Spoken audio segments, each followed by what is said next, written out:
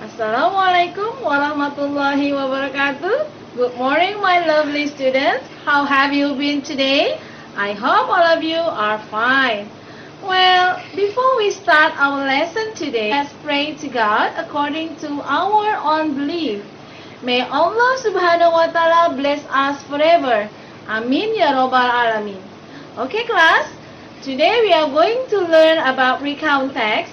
So, please pay attention to the video and don't forget to subscribe, like, and comment. Okay now, enjoy the video. Pada video pembelajaran kali ini kita akan membahas kompetensi dasar, membandingkan fungsi sosial, struktur teks, dan unsur kebahasaan beberapa teks personal recount. Lisan dan tulis dengan memberi dan meminta informasi terkait pengalaman pribadi di waktu lampau, pendek dan sederhana sesuai dengan konteks penggunaannya. Okay. The definition of recount text that retells experience which happened in the past or past events or telling the activity or story that happened in the past. Jadi definisi dari recount text ini adalah menceritakan kembali pengalaman yang terjadi pada waktu yang lampau, atau jadi suatu kegiatan atau cerita yang terjadi di masa lalu atau di waktu yang lampau. Nah, itu adalah pengertian daripada recount text. Nah, generic structure pada recount text itu memiliki 3 bagian. Jadi, ada 3 bagian daripada generic structure of the recount text: orientation, events, and reorientation. Orientation itu adalah pembukaan, adanya di paragraf pertama. Tells who was involved, what happened, where and when the events took place or happened.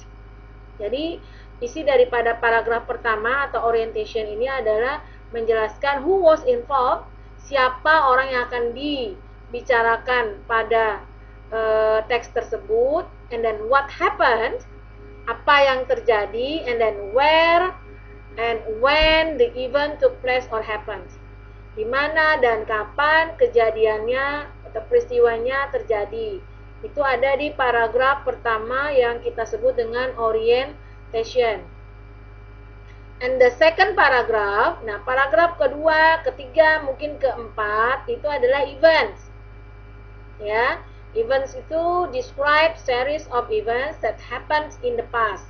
Jadi menggambarkan beberapa peristiwa-peristiwa yang terjadi pada waktu yang lampau. Ya.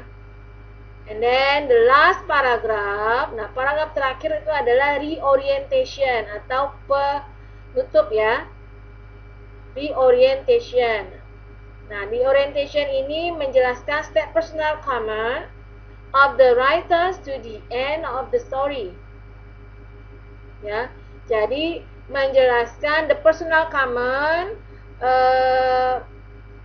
komentar pribadinya, perasaannya si penulis ya pada akhir cerita tersebut. Ya, apa yang dia rasakan setelah dia mengalami peristiwa-peristiwa yang tadi, apa yang dia rasakan. Nah, itu adanya di paragraf terakhir atau namanya reorientation. Oke. Next. Nah, topic of the personal recount text. Topic of the personal recount text. Nah, pada personal recount text ini nah, topik-topiknya yang dibahas pada personal recount text ini adalah memorable moment experience, unforgettable experience, fun past moment, and impressing experience. Ya, situ memorable moment experience itu pengalaman yang memorable, unforgettable experience pengalaman tidak dapat dilupakan, fun past moment pengalaman yang lucu, yang menarik atau yang menyenangkan, impressing pengalaman yang berkesan. Oke. Nah, ini adalah topik-topik nanti yang kemungkinan digunakan untuk personal recount text. Sekarang kita akan membahas fungsi sosial pada sebuah teks. Ini ada beberapa pertanyaan-pertanyaan yang masuk ke dalam fungsi sosial, yaitu adalah menanyakan tentang tujuan, fungsi, pesan, ya. Itu contoh dalam pertanyaan bahasa Inggris, yaitu the text is written to. The text is written to. Teksnya ditulis untuk apa? Berarti itu menanyakan sebuah tujuan pada sebuah teks. Atau yang biasa kita kenal, what is the purpose of the text? What is the purpose of the text? Apa tujuan daripada teks tersebut? Lalu, what is the writer's intention to write the text? What is the writer's intention? Apa maksud dari si penulis untuk menulis teks tersebut? Berarti ini menanyakan tentang tujuan. What can we learn from the text? What can we learn from the text? Apa yang bisa kita pelajari dari teks tersebut? Jadi, paling sering muncul pertanyaan ini ada di naratif teks, ya. Jadi menanyakan tentang pesan moral pada sebuah teks. Nah, jenis pertanyaan selanjutnya itu menanyakan tentang topik, ya, atau menanyakan tentang isi sebuah teks, atau menanyakan tentang masalah, ya. Tidak semua diberikan contoh, nanti kalian bisa pelajari, mencari sumber-sumber lain yang lebih banyak lagi, sehingga kalian lebih memahami pertanyaan-pertanyaan fungsi sosial pada sebuah teks. Nah, ini hanya ada contoh. What is the text about? What is the text about? Nah, ini menanyakan tentang topik, ya. What is the text about? Atau the text tell us about. Teksnya menceritakan tentang apa? Itu menanyakan tentang topik, ya. Contoh jenis pertanyaan lain menanyakan tentang target audience, ya. What is the text for? Who is the text for? Ya. Untuk siapa teksnya ditujukan? Berarti menanyakan tentang target audience-nya siapa. Nah, ini who likely write the text about? Who likely, siapa yang likely kira-kira write, menulis teks di atas. Berarti ini menanyakan tentang si penulis. Siapa kira-kira penulisnya? Oke. Pertanyaan selanjutnya menanyakan tentang akibat atau dampak atau manfaat. What is the advantage of reading the text? What is the advantage of reading the text? Apa keuntungan, manfaat dari membaca teks tersebut, ya. Atau what is the benefit of reading the text? Why must we read the text? Kenapa kita harus membaca teks tersebut? What happened if the writer bla bla bla? Itu akibatnya apa? Apa yang terjadi jika penulisnya begini-begini dan seterusnya? Itu memang berdampak. Lalu menanyakan tentang latar belakang atau setting tempat, juga bisa menanyakan tentang alasan. Where is the text likely found? Where is the text? Di mana teksnya likely kira-kira ditemukan. Berarti menanyakan tentang latar belakang atau setting tempat, di mana. Menanyakan tentang tempat, di mana teksnya ditemukan.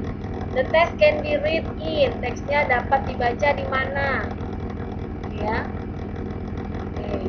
Atau menanyakan tentang alasan. Biasanya alasan diawali dengan kata why.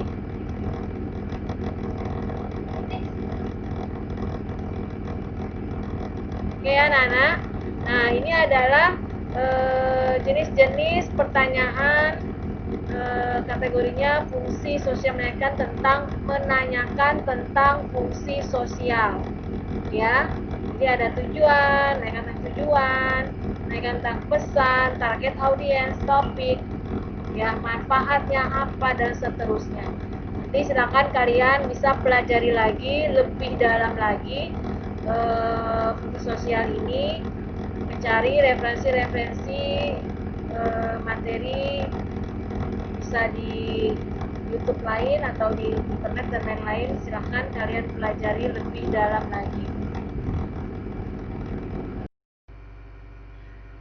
Nah, ini pertanyaan yang menanyakan tentang struktur teks. Ya, tentang struktur teks, nanti ada unsur pembentuk teks, yaitu biasanya mengandung pertanyaannya tentang main idea ya. Misalnya, what is the main idea of the first paragraph? What is the main idea of the second paragraph? Ya, itu menanyakan tentang main idea. Lalu ada rincian langkah. What do you do after gini-gini ya? What do you do after bla bla bla? Itu rincian langkah. Apa yang kamu lakukan setelah begini-gini? Apa yang kamu lakukan sebelum begini-gini gitu ya? Nah, itu adalah rincian langkah. Lalu ada rincian peristiwa. Rincian peristiwa itu menanyakan tentang problem, reason, solution ya. Masalahnya apa, reasonnya apa, solusinya apa, atau menanyakan di mana, siapa, dan seterusnya. Itu adalah perincian peristiwa. Lalu ada lagi rincian deskripsi, ya, mereka tentang bentuk. Deskripsi, gambarannya seperti apa, bentuknya bagaimana, sifatnya bagaimana, fungsinya bagaimana. Nah, itu menanyakan tentang rincian deskripsi. Oke, next. Nah, aspek yang terakhir adalah unsur kebahasaan. Nah, ini unsur kebahasaan yang membahas tentang grammar, ya, tata bahasa, dan vocabulary, ya, kosakata. Lalu reference, kata ganti, refer, ya, ini kata ganti, atau jumble word. Nah, ini adalah bagian-bagian atau pertanyaan yang termasuk dari unsur kebahasaan. Ada grammar, vocabulary, reference, atau jumbled words. Oke. Kalau yang reference ini yang kata ganti orang ya. Kata ganti orang atau kata ganti benda. Misalnya they go to school. The word they in the sentence they go to school refers to kata they pada kalimat they go to school. Kata gantinya apa. Jadi harus nanti kalian lihat lagi kalimat sebelumnya, kata they ini siapa nih. Oh, they ini adalah Susi dan Budi, for example. Berarti kata they ini adalah Susi dan Budi. Nah, itu contoh dari pertanyaan tentang reverse. Oke, next. Oke, baik anak-anak, sekarang kita coba untuk membahas text recount, personal recount. The title is A Trip to the Zoo. Yesterday, my family and I went to the zoo to see the elephant. When we got to the zoo, we went to the shop to buy some food to give to the animals. After getting the food, we went to the natural house where we saw birds and reptiles which only came out at night. Before having lunch, we went for a ride on the elephant. It was a thrill to ride. Dad fell off when he let go of the rope, but he was okay. During the lunch, we fed some birds in the park. In the afternoon, we saw the animals being fed. When we returned home, we were very tired but happy. It was because we had so much fun activities at many places at the zoo. Oke ya, anak-anak, perhatikan ulang. Mana bagian kalian ingat ya tadi ya? Struktur teks pada recount text itu ada 3 bagian: orientation, events, dan reorientation. Nah, mana bagian daripada orientation? Oke. Ya, oke. Orientation itu ada di paragraf pertama, oke ya. Ada di paragraf pertama. Yesterday, my family and I went to the zoo to see the elephants. Ya. Mana keterangan waktunya? Yesterday. Siapa yang kita bahas? My family and I. Ya. Kapan terjadinya atau mau kemana? Di mana? Went to the zoo. Oke ya. Nah, ini adalah bagian daripada orientation. Lalu paragraf kedua yang kita sebut tadi apa? Adalah events. 2 dan 3 dijelaskan sebagai events. When we got to the zoo, we went to the shop to buy some food to give the animals. Jadi peristiwa yang pertama pergi ke shop dulu. Lalu went to the natural house. Ya. Lalu went to ride on the elephant. Nah, naik gajah. And then fed some bird. Dan seterusnya. Itu adalah event-event, ya, kejadian-kejadian yang dia lakukan pada saat dia trip to the zoo. Lalu paragraf paragraf terakhir itu kita sebutkan tadi namanya apa? Reorientation. Good. Paragraf terakhir itu dijelaskan reorientation atau penutup, ya. Kalimatnya, when we return home, we were very tired. Ketika kami kembali pulang, kami merasa lelah but happy. Nah, itu adalah kesimpulan dari si penulis, ya. Lelah tapi happy. It was because we had so much fun activities at many places at the zoo. Oke. Nah, itu adalah contoh dari recount text, ya, personal recount text. Ada orientation, ada events, dan reorientation. Oke. Next kita akan bahas soal. Ya, sekarang kalian perhatikan soalnya.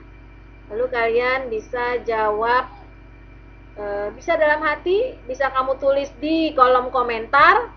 Oke. Atau kamu bisa hanya dalam hati saja lalu kamu jawab dalam hati, silahkan. Oke, next. What happens to the writer's dad when he rode an elephant? What happens to the writer's dad when he rode an elephant? Apa yang terjadi kepada ayahnya si penulis ketika dia menaiki gajah? Oke, jawabanmu silakan dijawab 5 detik dari sekarang.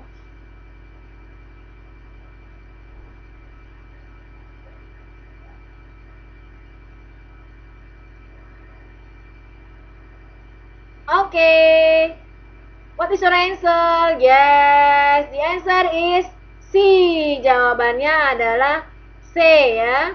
He fell off. Tadi sudah dijelaskan, ada di paragraf ketiga, ya, ada di paragraf ketiga. Nanti silakan kalian baca ulang. Jawabannya adalah C. Itu sudah jelas. Oke, next.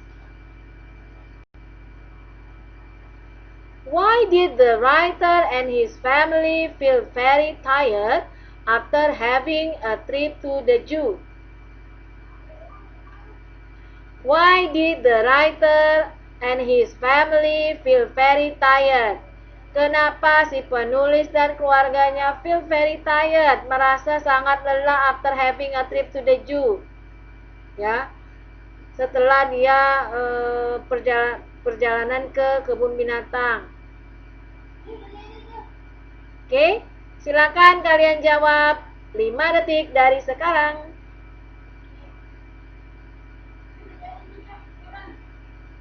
Okay, the answer is A. They had to visit many places in the zoo. Ya, they had to visit many places in the zoo. Jawabannya adalah A. Ya, silakan nanti kalian cek lagi, ada di paragraf terakhir. Ya, ada di paragraf terakhir. Oke. Next. Blah blah blah, our family felt tired after visiting the zoo. We were still happy. Oke, ini pertanyaannya jenis unsur kebahasaan, ya. Membahas tentang unsur kebahasaan, conjunction. Ya, jadi menanyakan tentang conjunction. Jadi kalian isi conjunction yang tepat, yang sesuai dengan kalimat ini adalah menggunakan apa. Nah, silakan kalian jawab 5 detik dari sekarang.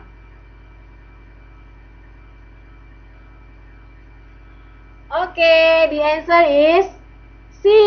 Okay, good. Thank you very much. Okay, the answer is C. Jawabannya adalah although. Ya, sekarang kita coba kita cek. Jika kalian menjawab since, sejak keluarga saya merasa lelah setelah, apakah cocok? Tidak. Because our family, karena keluarga saya lelah, we were still happy. Kami masih bahagia. Tidak, ya. Tidak cocok. Although, meskipun our family felt tired after visiting the zoo, meskipun keluarga kami merasa lelah, we were still happy. Kita masih merasa senang atau bahagia. So, jawaban yang tepat adalah C, ya. Okay class, thanks for watching. I hope you can enjoy my English class. And don't forget to practice your English every day so that you can speak English well. Stay healthy, don't go anywhere, just stay at home. May we all survive from this pandemic. Assalamualaikum warahmatullahi wabarakatuh.